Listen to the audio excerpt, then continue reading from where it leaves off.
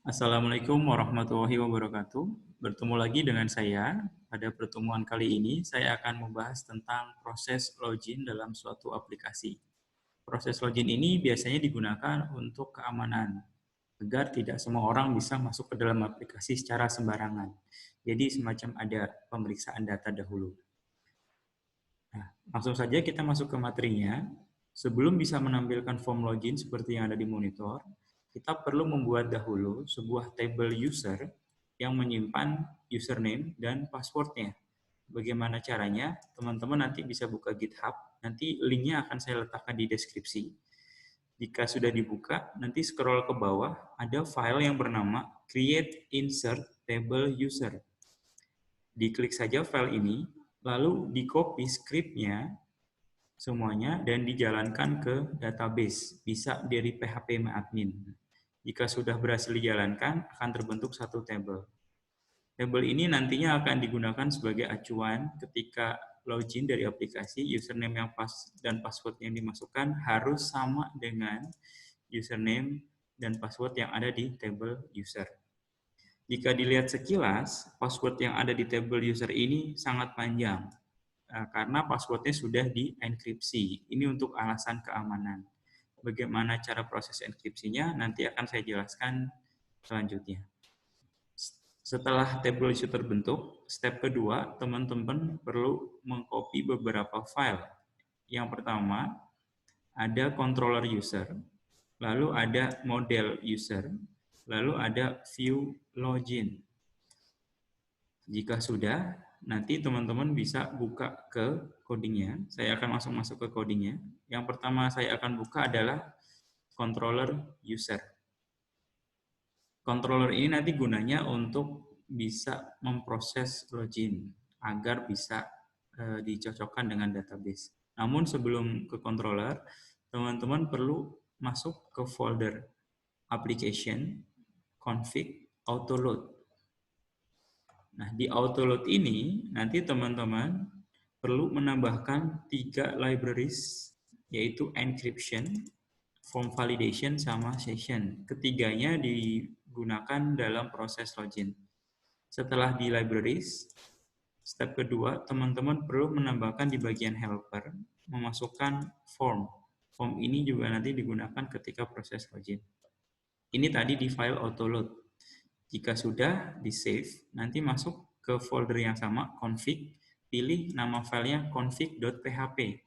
Dicari yang ada kata-kata encryption key. Nah, encryption key ini adalah semacam kayak kata kuncinya dalam mengenkripsi data. Nah, di sini saya menuliskan encryption key-nya PW2. Ini bisa teman-teman ubah semau teman-teman semuanya. Ini gunanya nanti agar hasil password-nya itu bisa diacak sesuai dengan kata kunci yang kita masukkan. Jika dua step tadi sudah, di autoload dan di config, teman-teman langsung buka ke controller. Saya akan jelaskan baris per barisnya. Di bagian atas, di construct, seperti biasa, memanggil model user. Karena model ini nanti gunanya untuk mengambil atau melihat data yang ada di table user. Nah, selanjutnya langsung saja masuk ke function login. Function login ini gunanya hanya untuk memanggil view login. View yang tampilannya seperti ini.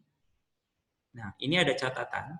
Kalau pertemuan kemarin kita menggunakan templates, tapi view-nya di sini menggunakan temp index. Namun untuk login itu tidak menggunakan temp index, tapi langsung menggunakan view login. Kenapa seperti ini? Karena jika dilihat struktur template-nya itu tidak ada header, sidebar, maupun footer di bawahnya. Ini semacam page tersendiri, namun tetap memanggil beberapa file CSS dan JS dari template yang sudah kemarin kita praktekkan. Kalau saya buka view-nya, view login, nah di atas ini memanggil CSS, lalu ada JS juga yang waktu itu kita sudah panggil. Dan isinya banyak, karena memang ini semacam kayak template tapi terpisah. Saya harap teman-teman bisa paham. Jadi saya ulang kembali, di controller user, fungsi login, fungsinya hanya memanggil view saja. Fungsi yang kedua di sini ada login submit. Login submit ini akan berfungsi ketika tombol login ini diklik. Jika diperhatikan di sini tipenya private, bukan public seperti biasa. Kenapa? Karena jika kita menuliskan public, maka fungsi ini bisa langsung diakses dari controller. Dan itu akan sangat berbahaya. Sehingga kita menggunakan metode private. Nah, bagaimana cara memanggilnya? Fungsi ini kita include di fungsi login. Jadi fungsi login submit ini di-include di fungsi login. Namun, di dalam fungsi login ini diberikan if condition. Hanya masuk ke algoritmanya kalau tombol submit loginnya itu diklik. Jadi kalau nggak diklik, dia nggak akan masuk ke coding ini. Selanjutnya, di dalam login submit, jika sudah diklik, ada namanya form validation. Form validation ini semacam kayak validasi inputan username dan passwordnya, apakah sudah sesuai dengan rules-nya. Ini mirip seperti upload image yang pertemuan ke-7 atau ke-8 saya lupa. Nah, di sini ada nama. Cara menggunakan rules di validation adalah ini username, ini harus sama dengan di view-nya, yang di bagian input type name-nya. Kalau ini saya ganti jadi user, maka di validation-nya harus diganti juga jadi user. Sedangkan yang parameter kedua, username ini hanya labeling. Ini boleh diganti-ganti sesukanya. Boleh menggunakan user, spasi name juga boleh, tidak masalah. Ini hanya label saja. Nah, yang paling penting adalah parameter ketiganya, yaitu aturannya. Di sini aturannya dipisahkan menggunakan tanda petik, tanda tegak lurus. Kalau diperhatikan di sini ada require, dan alpha dan callback. Artinya, kolom username wajib diisi. Alpha itu harus diisi dengan huruf saja dari A sampai Z. Lalu ada callback login check. Nah, ini gunanya nanti untuk mengecek apakah username yang dimasukkan dan password yang dimasukkan sesuai dengan tabel di user. Nah, sedangkan yang kedua, rules yang kedua untuk password. Password ini untuk input password yang ada di bawah sini. Hampir mirip dengan username, ada required, artinya wajib diisi. Alphanumeric hanya boleh diisi alfabet A sampai Z dan numerik 0 sampai 9. Lalu yang ketiga aturannya min length atau minimum diisi 5 digit karakter. Kalau kurang nanti akan bermasalah. Saya akan praktekkan. Misalkan saya akan masukkan username password, username admin, lalu passwordnya 1, 2, 3, 4. Kalau saya klik login, akan muncul the password field must be at least 5 karakter. Karena di sini diaturannya ada min length 5. Kalau mau 6 tinggal diganti saja di sini. Nah. Lanjut ya. Lalu di bawahnya di sini ada if. Jika validasinya sukses, nanti akan di redirect atau diarahkan ke controller provinsi. Namun sebelum bisa sukses, di sini ingat tadi ada namanya callback login check. Nah, kalau di sini ada callback underscore login underscore check. Ini artinya akan meload fungsi login check. Nah, yang ada di bawahnya sini. Gunanya ini adalah untuk menangkap username dan password yang di-input, lalu dicocokkan ke table, seperti yang tadi saya jelaskan. Seperti biasa, gunanya yang di atas, di this input post ini untuk menangkap dari view, lalu dicari ke table user dari username-nya. Maksudnya begini, kalau saya memasukkan username admin, akan mencari di table user, ada nggak username admin? Oh, ternyata nggak ada. Berarti nanti akan muncul pesan bahwa username tidak valid. Lalu jika saya masukkan username demo, lalu saya klik login, maka dia akan mencari di table user dan ketemu. Dan diambil passwordnya. Nah, untuk mengambil password adalah di sini. Fungsi ini. Tapi perhatikan di sini, passwordnya bentuknya encrypt. Makanya di bawahnya ada proses dekripsi atau mengembalikan ke password aslinya menggunakan fungsi encrypt decode. Jadi yang tadinya acak begini akan dikembalikan ke fungsi aslinya. Nah, ini password aslinya itu adalah demo 123. Nanti akan saya letakkan juga di kolom deskripsi. Setelah sudah dapat password aslinya, akan dicocokkan dengan password yang diinput dari sini view-nya.